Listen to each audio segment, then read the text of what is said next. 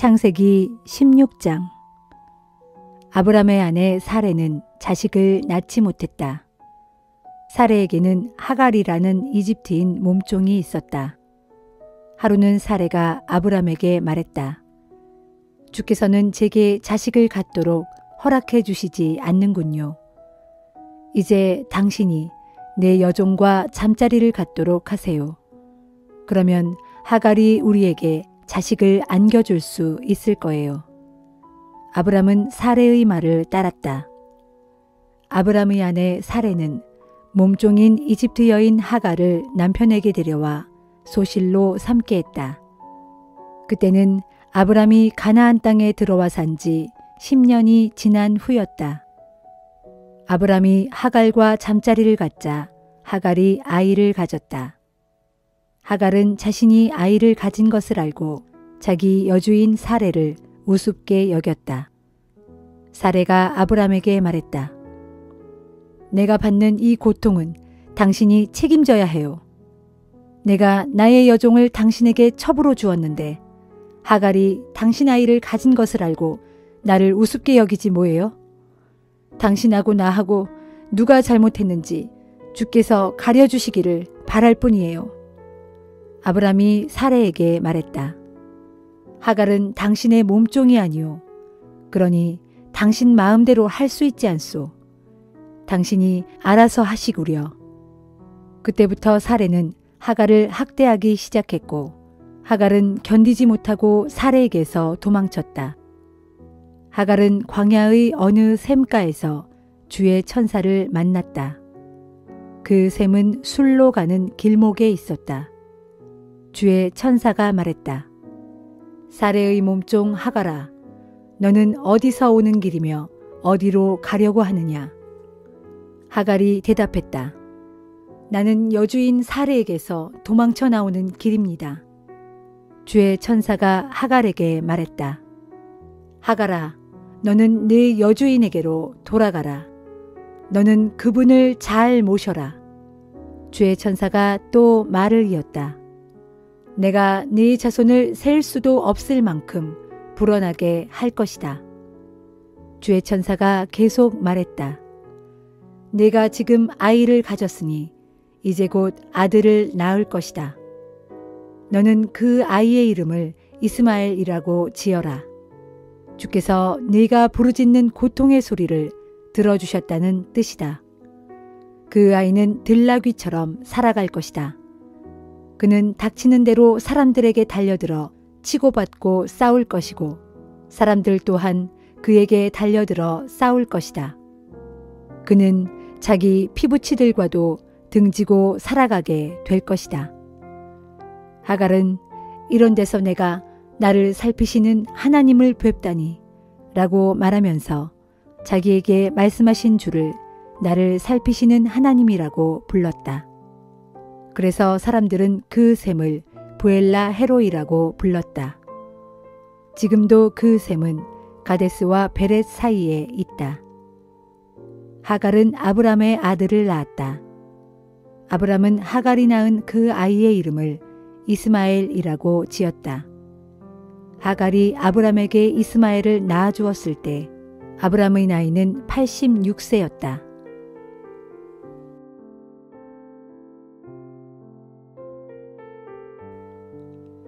마태복음 15장. 그때 예루살렘에서 온 바리새파 사람들과 율법 교사 몇 명이 예수께 물었다. 당신의 제자들은 어째서 조상의 전통을 어기는 것이요?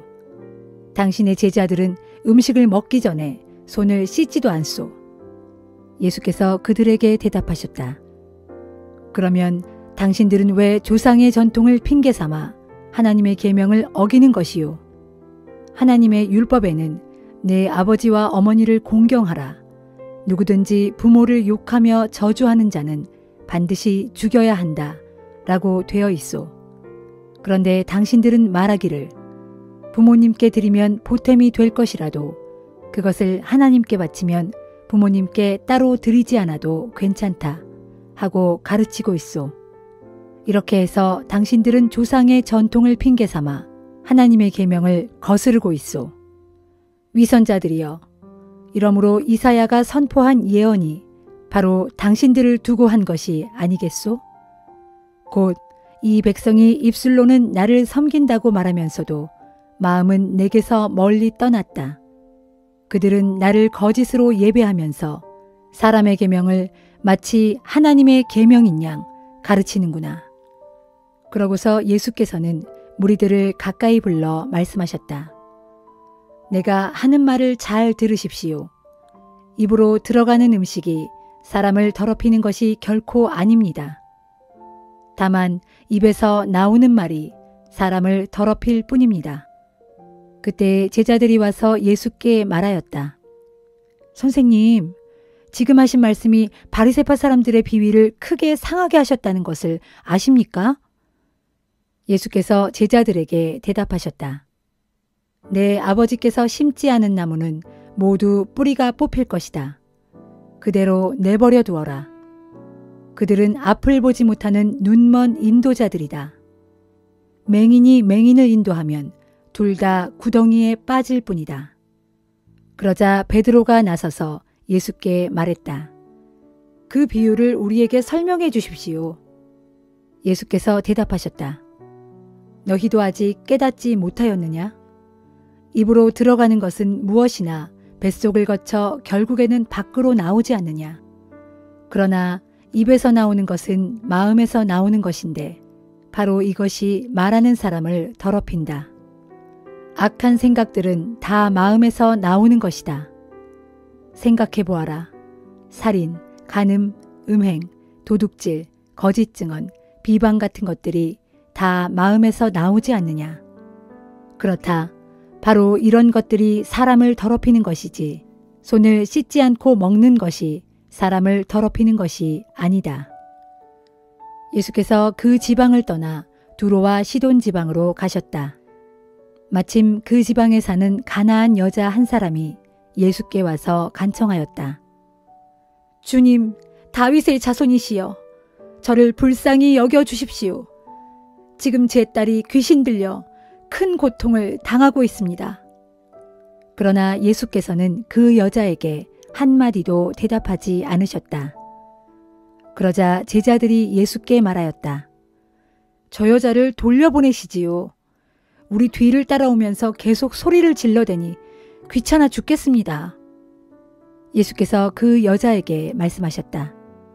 여자여, 나는 오직 이스라엘의 잃어버린 양들을 구하기 위해 보내진 것이지 이방인들을 구하기 위해 보내진 것이 아니요. 그래도 그 여자는 예수께 엎드려 절하면서 간청하였다. 선생님, 제발 저를 도와주십시오. 예수께서 또 말씀하셨다. 자녀들이 먹을 빵을 개들에게 던져주는 것은 옳지 않소. 그 여자가 말하였다. 예, 옳은 말씀입니다. 그러나 개들도 주인의 상에서 떨어지는 부스러기는 주워 먹지 않습니까? 그제야 예수께서 감탄하며 그 여자에게 말씀하셨다. 오 여자여, 당신의 믿음이 참으로 크오. 당신의 소원대로 이루어질 것이요. 그리고 바로 그 시각 그 여자의 딸이 말끔히 나았다. 예수께서 갈릴리 호숫가로 되돌아가 산 위에 올라가 앉으셨다. 사람들이 절름발이와 맹인과 각양 지체 장애자와 벙어리와 그 밖에 많은 병자들을 데리고 와서 예수 앞에 앉혀놓으니 예수께서 모두 고쳐주셨다. 그리하여 말 한마디 못하던 자가 입을 열어 말을 하고 팔과 다리를 못 쓰던 지체 장애자들이 멀쩡하게 낫고 앉은뱅이가 일어나서 걷고 또 뛰어다니며 맹인이 눈을 떴다. 이런 광경을 지켜본 사람들은 모두가 크게 놀랐고 이스라엘의 하나님께 영광을 돌렸다. 그때 예수께서 제자들을 불러 말씀하셨다. 이 많은 사람들이 벌써 사흘 동안이나 나와 함께 지냈다. 그런데 먹을 것이 없으니 참으로 안 됐구나. 그들을 굶겨보낼 수는 없다. 가다가 길에서 쓰러질지도 모르지 않느냐. 제자들이 예수께 대답하였다. 그렇지만 선생님, 이렇게 외진 곳에서 이 많은 사람들을 먹일 만한 음식을 어떻게 구하겠습니까? 예수께서 물으셨다. 너희에게 먹을 것이 얼마나 있느냐? 제자들이 대답하였다. 빵 7덩어리와 작은 물고기 몇 마리 뿐입니다. 그러자 예수께서는 모든 사람들을 땅에 앉게 하신 후 빵 7덩어리와 몇 마리의 물고기를 손에 드시고는 하나님께 감사 기도를 드리셨다. 그런 후에 그것을 떼어 제자들에게 주시며 사람들에게 나누어 주라고 하셨다. 사람들이 모두 배불리 먹었다. 그리고 남은 조각을 주워 모았더니 7 바구니에 가득 찼다. 먹은 사람들은 여자와 어린아이들을 빼고도 남자들만 4,000명이나 되었다. 이처럼 배불리 먹이신 후 예수께서 사람들을 집으로 돌려보내셨다. 그런 뒤에 배를 타고 갈릴리 바다를 건너 마가단 지방으로 가셨다.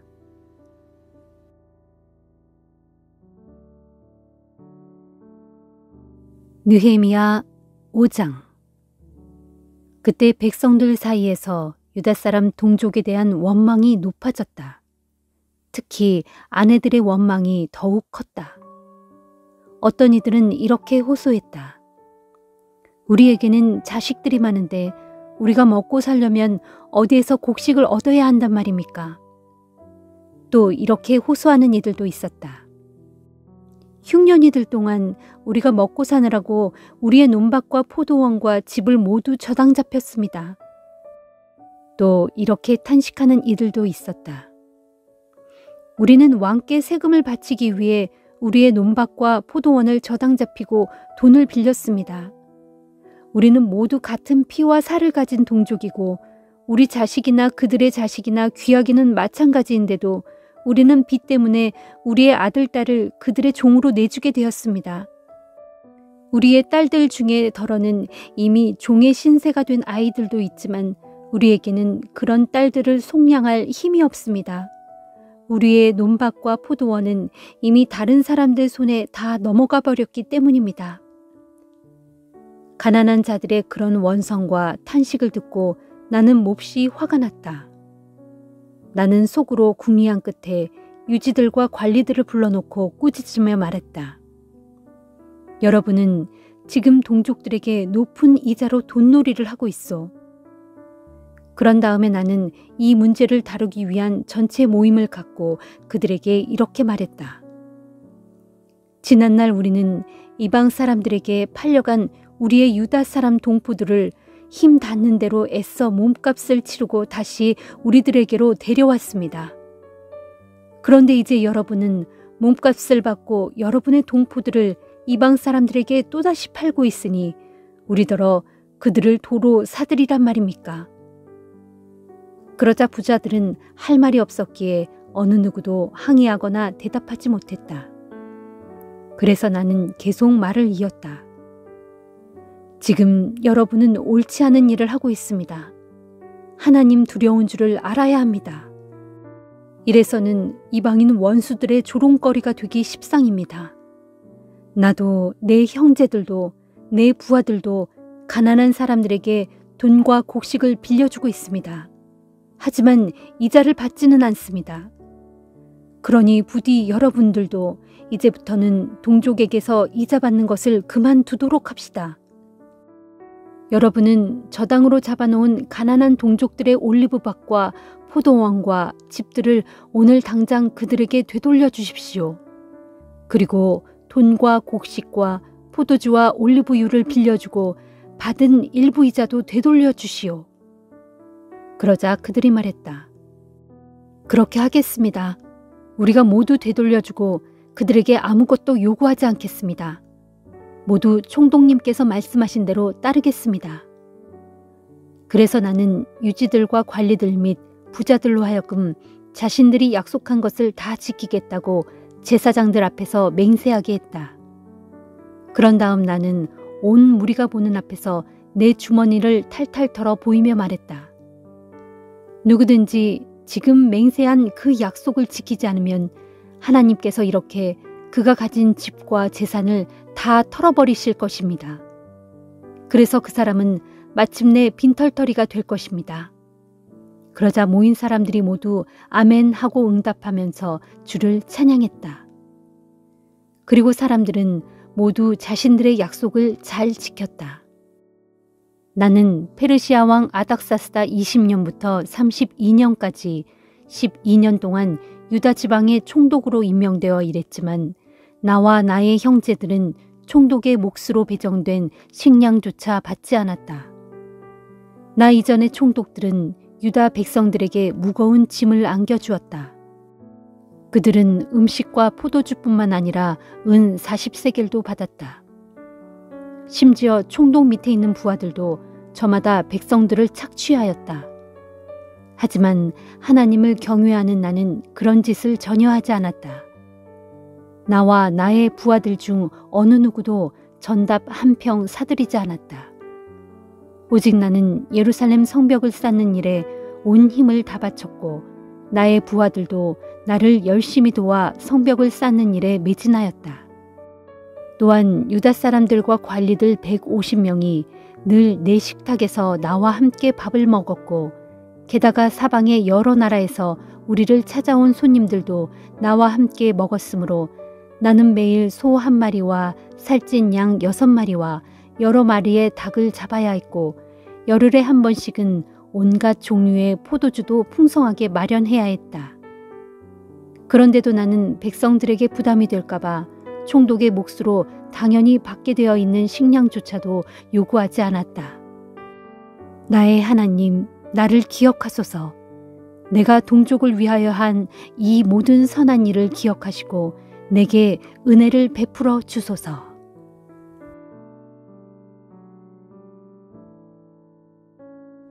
사도행전 15장. 유대에서 내려온 몇몇 사람들이 안디옥 교회의 형제들에게 누구든지 모세가 가르친 관례에 따라 할례를 받지 않으면 구원을 받을 수 없다고 가르쳤다.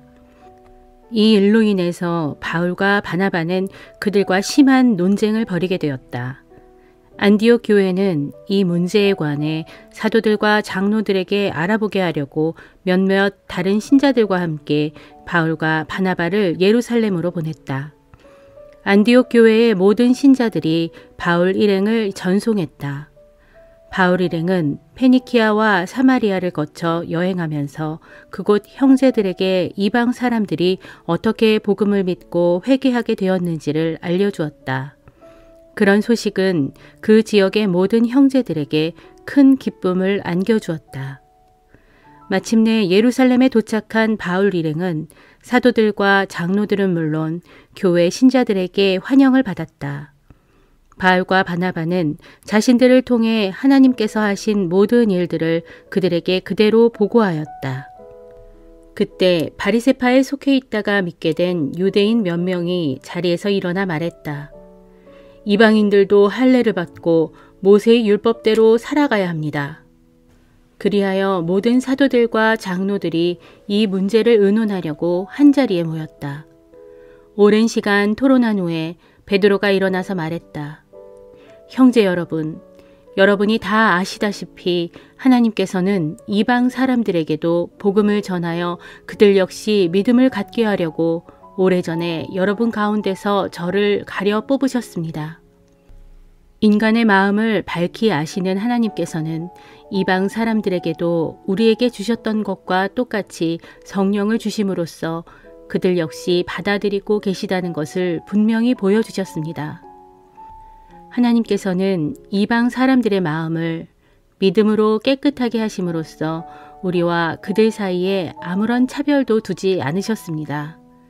그런데 지금 여러분은 어째서 우리 조상들이나 우리가 감당할 수 없었던 무거운 짐을 이방 신자들에게 지워서 하나님을 시험하려고 하십니까? 진실로 그렇습니다. 우리가 구원을 받은 것은 그들과 마찬가지로 오직 우리 주 예수 그리스도의 은혜를 통해서입니다. 그러자 모인 사람들이 모두 잠잠해졌다. 그리고 그들은 바나바와 바울을 통해 하나님께서 이방 사람들에게 행하신 여러 기적들과 놀라운 일들에 관한 이야기를 들었다. 바나바와 바울의 말이 끝나자 주의 동생 야고보가 자리에서 일어나 말했다. 형제 여러분, 제 말씀을 들어보십시오. 시몬 베드로는 하나님께서 어떻게 이방 사람들 중에서 처음으로 하나님의 이름을 높이 찬양하는 자들을 불러내셨는지에 관한 이야기를 그들에게 들려주었습니다. 그것은 예언자들의 예언과도 일치합니다. 일찍이 예언서에는 이렇게 기록되었습니다. 그 후에 내가 다시 돌아와 무너진 다윗의 도성을 다시 세우겠다. 내가 폐허가 된 그곳을 고쳐 다시 세우겠다. 그래서 남은 백성이 다 주를 찾고 또 나의 이름을 부르는 이방 사람들까지도 주를 찾을 것이다. 이것은 주님의 말씀으로 주님은 오래전부터 이 모든 일을 알게 해주셨다. 그러므로 제 의견으로는 하나님께로 돌아오는 이방 사람들을 괴롭게 해서는 안 된다는 생각입니다. 다만 이방 신자들에게는 우상에게 제물로 바쳤던 고기를 먹지 말고 음행을 멀리하며 또 목졸라 죽인 짐승의 고기와 피를 먹지 말라는 점에 대해서만 글로 써보내는 것이 좋겠습니다. 그것은 오래전부터 모든 도시의 유대인 회당에서는 안식일마다 이런 것들을 금하는 모세의 글을 읽어왔기 때문입니다. 총회 후 사도와 장로들과 온 교회는 바울과 바나바와 함께 그들이 뽑은 대표를 안디옥으로 보내기로 결정했다.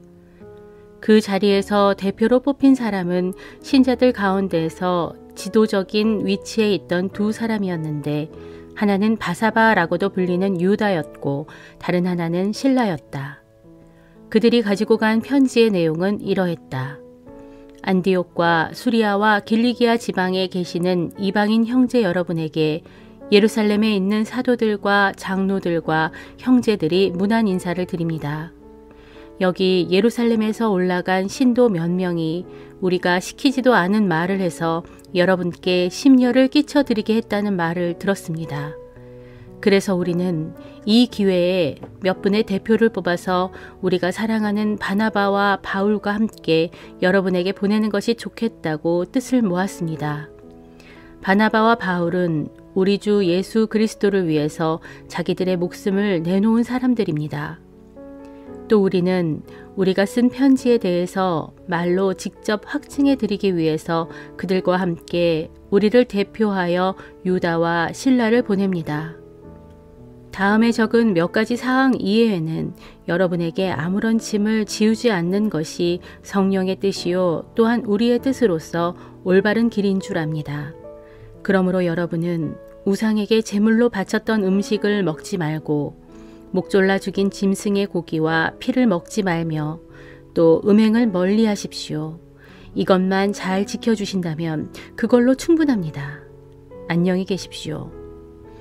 네 사람 곧 바나바와 바울과 유다와 실라는 예루살렘을 떠나 안디옥으로 내려갔다.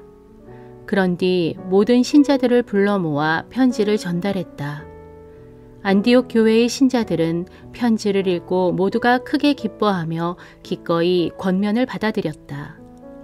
바나바와 바울과 함께 안디옥에 내려간 유다와 실라도 예언자였으므로 여러 말로 형제들에게 많은 용기와 기운을 북돋아 주었다. 그들은 거기서 얼마 동안 머문 후 평안히 가시라는 축복의 전송을 받으며 그들을 보낸 예루살렘 교회로 돌아갔다. 그러나 실라는 거기에 계속 머물기로 작정하였다. 바울과 바나바는 그대로 안디옥에 머물러 있으면서 다른 여러 사람들과 함께 주님의 말씀을 전하고 가르쳤다. 얼마 후 바울이 바나바에게 말했다. 우리가 주님의 말씀을 전했던 여러 도시들을 다시 방문하여 형제들이 어떻게 지내고 있는지 알아봅시다. 바나바가 대답했다. 좋소, 그렇게 합시다. 그러나 바나바는 요한 마가도 함께 데리고 가려 했다.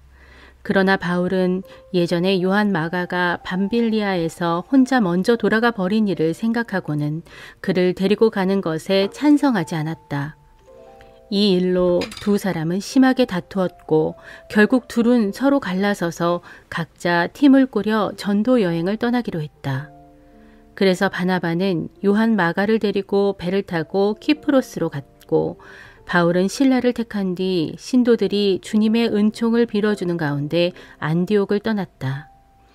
길을 떠난 뒤 바울 일행은 육로로 수리아와 길리기아 지방을 두루 다니며 여러 교회를 튼튼하게 하고 신자들을 격려했다.